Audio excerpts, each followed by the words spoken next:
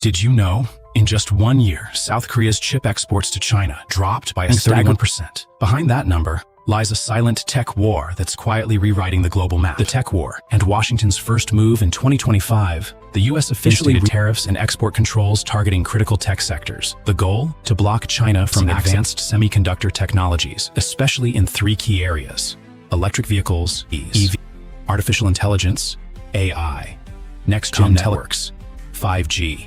Why is the U.S. doing this? Because in today's world, whoever controls the chips controls the future. But here's the catch. The U.S. can't do this alone. They need and South Korea is the first strategic link in this global tech chain. South Korea, manufacturer to game changer.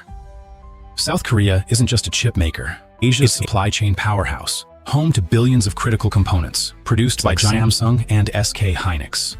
For years, Chinese tech firms like BYD and NIO relied heavily on Korean chips to power their smart EVs, AI servers, and premium phone systems. But in early 2025, chip exports from South Korea to China suddenly dropped by 31%.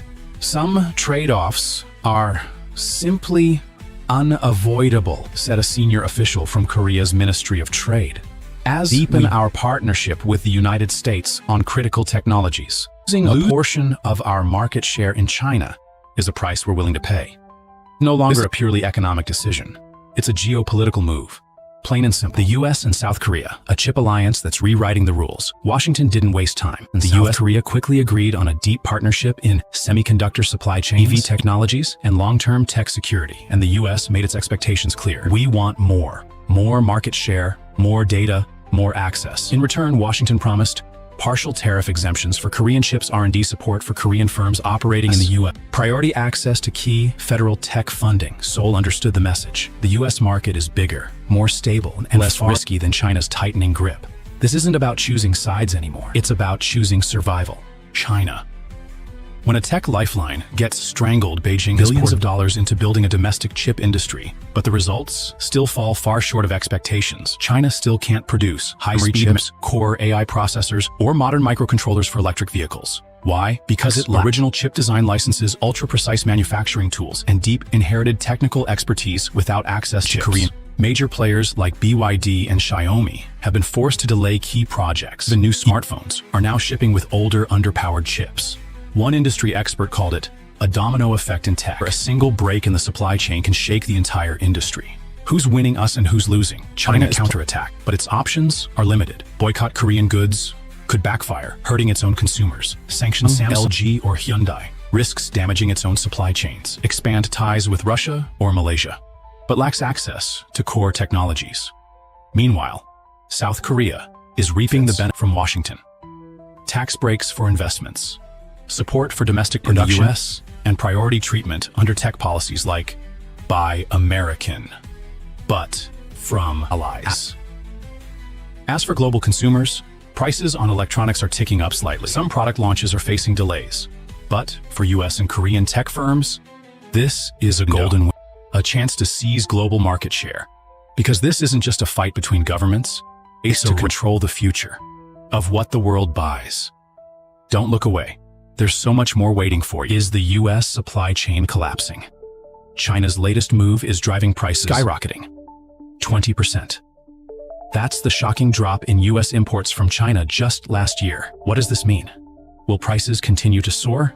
Could essential goods disappear from The truth is, America's supply chain is in serious crisis as China exports and reduces its holdings of U.S. bonds. Let's dive in and uncover how this move is reshaping the global economy forever. China cuts investment in the U.S. What's happening? Here's the reality. The U.S. has been too dependent on China. For decades, America benefited from low-cost imports, but now that economic order is collapsing as Beijing dramatically reduces its holdings of U.S. Treasury bonds. Why does this matter? Because Treasury bonds are a key source for the U.S. government. If China cuts its investment, the U.S. will have to raise interest rates, borrow more, and face the risk of inflation. But that's not all. China is also tightening its grip on exports of critical materials, a move that key U.S. industries. Is the global supply chain collapsing? Let's look at some industries hit the hardest: technology and electronics. Over 70% of consumer electronics in the U.S. come from China. If supply is cut, prices will skyrocket. Would you pay double for an iPhone Automotive industry. Essential materials for EV batteries and auto components mostly come from China. If Beijing limits exports, the U.S. could face an electric vehicle supply crisis. Renewable energy. China controls over 90% of rare earth production, key for solar panel turbines and lithium batteries. If China restricts supply, America may fall in the clean energy race. And here's the real problem. U.S. companies can't quickly find alternative suppliers. Why? Because manufacturing costs in the U.S. are significantly higher than China. The result? Consumers will pay the price. A study from the Peterson Institute for International Economics found that if trend continues, the average American household could pay an additional $22 per year. Is the U.S. dollar losing its power? It's not just the supply chain. The U.S. dollar is also at risk. Consider this. China is increasing trade settlements in yuan RMB with partners like Russia, Brazil, and India. BRICS nations have begun reducing their reliance on the U.S. dollar in global trade. The share of U.S. dollar reserves worldwide has dropped from 71% in 1999 to just 58% in 2023. If this trend continues, the U.S. could lose one of its biggest economic advantages, its ability to control global financial policies through the dollar. Question arises, is this the beginning of the end for U.S. dollar dominance? Can the U.S. respond to this crisis? The U.S. cannot afford to sit back, but the question is, what can it do to fight back? Some measures have been proposed. The CHIPS Act, a $52 billion investment to boost domestic semiconductor production. But is it enough?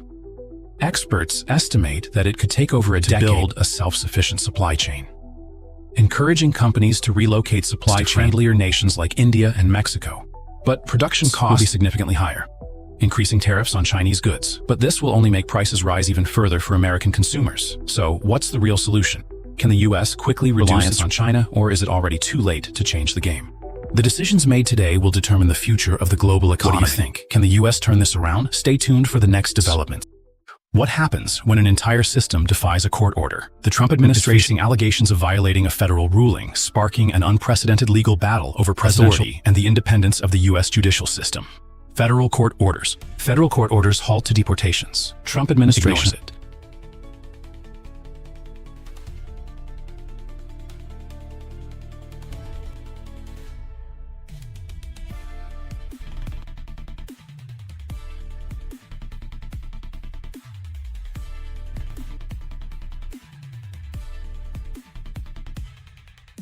On March 5th, a federal court ruled that the Trump had no legal basis to invoke emergency powers to execute deportation orders. The ruling mandated the immediate suspension of deportation flights. But what happened next? Just hours after the ruling, at least 3 planes still took off. According to an Axios report, 2 planes landed in El Salvador, while the third was mid-flight when the ruling was issued. Defying a federal court order is unprecedented, raising a fundamental question. Can an entire government override the judiciary without consequence? Trump's fiery response calls for judges' removal. Instead of Trump escalated tensions, publicly a federal judge and calling for his impeachment. But is this even possible? Under the U.S. Constitution, a judge can only be impeached for misconduct or abuse of power. There has never been a precedent where a judge was removed for issuing a ruling unfavorable to the president. This raises a crucial question. Is this a dangerous precedent that threatens the balance of power in America? Supreme Court Chief Justice John Roberts speaks out. A strong warning. Under mounting pressure from the White House, Chief Justice John Roberts broke his silence. In a rare statement, he declared, "Impeachment cannot be used as a weapon against judicial rulings that the administration disagrees with." This statement is historic. In over 200 years, the Supreme Court has intervened so directly in political disputes. It's not just a reminder, it's a clear warning to the Trump administration. If Trump succeeds, what comes next? Will the judiciary remain independent, or will it become a political tool?